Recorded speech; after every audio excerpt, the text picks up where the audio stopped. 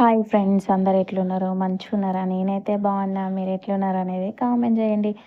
ఈరోజైతే గోంగూర పులావ్ అయితే చేసేస్తున్నా. గోంగూరనైతే 2 కట్టలు తీసుకొని ఇలా కడిగి పెట్టుకోవాలి. ఆనియన్స్ ఒక 3, 4 పచ్చిమిరపకాయలు కట్ చేసి పెట్టుకోండి. ఇంకా గ్యాస్ ఆన్ చేసుకొని ఒక గిన్నె అయితే పెట్టుకొని నేనైతే గ్లాసున్నర బియ్యం అయితే తీసుకున్నానండి. మీరు మీ ఇష్టం వండుకునే దాన్ని బట్టి మీరైతే తీసేసుకోండి. ఇంకా ఇక్కడైతే గ్యాస్ ఆన్ చేసుకొని ఆయిల్ వేసుకొని పచ్చిమిరపకాయలు, జీడిపప్పు, లవంగాలు, యాలుక్కాయలు, లవంగాలు ఒక 3, యాలక్కాయలు 2, ఒక దాల్చిన చెక్క ఇంచు అయితే తీసేసుకున్నాను. ఇంకా బిర్యానీ ఆకు ఇవన్నీ వేసుకొని మంచిగా ఇలా కలుపుకొని గ్యాసు ఆఫ్ అయిపోయింది. అందుకని మళ్ళీ ముట్టించుకున్నాను ఇక్కడ. ఇంకా నెక్స్ట్ అయితే సడన్గా సిమ్లో పెట్టబోయి ఆఫ్ చేసేసాను. ఇటు రైట్ సైడ్ తిప్పిపోయి లెఫ్ట్ సైడ్ అయితే తిప్పేశాను. రైట్ సైడ్ లెఫ్ట్ సైడ్ తిప్పిపోయి రైట్ సైడ్ అయితే తిప్పాను. అది ఆఫ్ అయిపోయింది. ఇంకా మళ్ళీ ముట్టించుకొని ఇంకా ఆనియన్స్ కూడా వేసేసుకున్నానండి. ఇంకా నెక్స్ట్ అయితే ఇందులోకైతే అల్లం వెల్లుల్లి పేస్ట్ అయితే వేసేసుకోవాలి. ఇంకా 1 టేబుల్ స్పూన్ అయితే వేసేసుకోండి. ఇలా మంచిగా పచ్చివాసన పోయేంత వరకు కలిపి వేయించుకోండి. తర్వాత మనం ఏం చేసుకోవాలంటే ఇక్కడైతే గ్లాసున్నర బియ్యానికి 3 గ్లాసుల వాటర్ అయితే పోసేసుకోవాలి. ఇది వేడి నీళ్ళు పోసుకుంటే తొందరగా మనకి ఈజీగా కుక్ అవుతుందని ఫస్ట్ అయితే వేడి నీళ్ళు పెట్టుకుందాము పక్కన. తాలింపు అయిపోయేలోపు అయిపోతుంది కదా, వేడైపోతాయి కదా, చల్లటి వాటర్ పోస్తే మళ్ళీ టైం పడుతుంది కదా అనేసి ఇట్లయితే వేసేస్తున్నా. అంటే డైరెక్ట్గా మనం బియ్యం అయితే వేసేసుకోవాలి, బియ్యంలోకి వాటర్ అయితే వేసేసుకోవాలి కదా అనేసి అట్లయితే చేస్తున్నా. మీ ఇష్టం, మీరు ఎలా చేసుకుంటే అలా.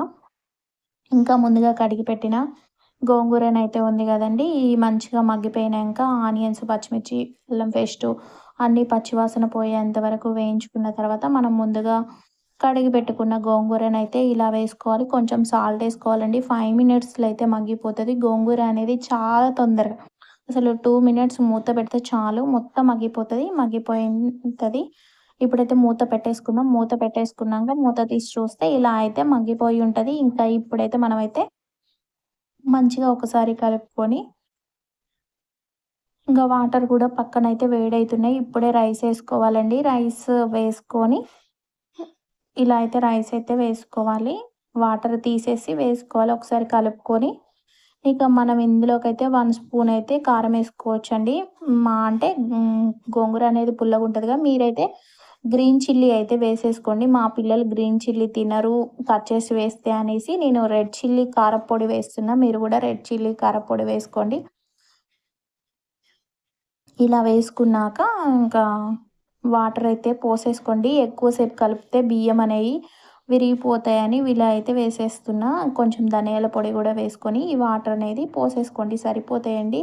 ఎగ్జాక్ట్లీ అంటే ఇది నేనైతే ఇంట్లో రైస్తో చేశాను. మీరు కావాలనుకుంటే బాస్మతి రైస్ తోటి కూడా చేయొచ్చు, బిర్యానీ రైస్ తోటి. నేనైతే ఇంట్లో రైస్తో మేము డైలీగా ఏ వండుకుంటామో వాటితో అయితే చేసేసాను.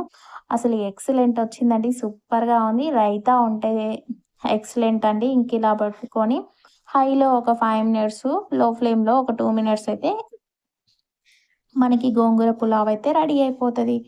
ఇంకా ఇంకేముంటుంది, ఆనియను ఇవన్నీ పెట్టుకొని తినేయటమే.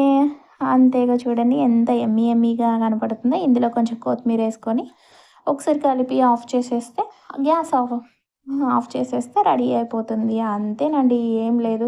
ఇంకా నేనైతే మా పిల్లోడికైతే పెట్టాను చూడండి. నేనే ఫస్ట్ తిందామని పెడితే నన్ను వీడియో తీయరంట. వాళ్ళని నేను వీడియో తీయాలంటే కదులుతున్నావు, అటు అంటావు ఇటు అంటావు అని అంటే సరేలే అనేసి వాడితోటే వీడియో తీస్తున్నా. ఇంకా ఎక్సలెంట్, టేస్ట్ అయితే సూపర్గా ఉంది. వీడియో నచ్చితే లైక్ చేయండి, షేర్ చేయండి, కామెంట్ చేయండి, సబ్స్క్రైబ్ చేసుకోండి. బాయ్. మళ్ళీ ఒక ముచ్చటతో మళ్ళీ కలుద్దాం.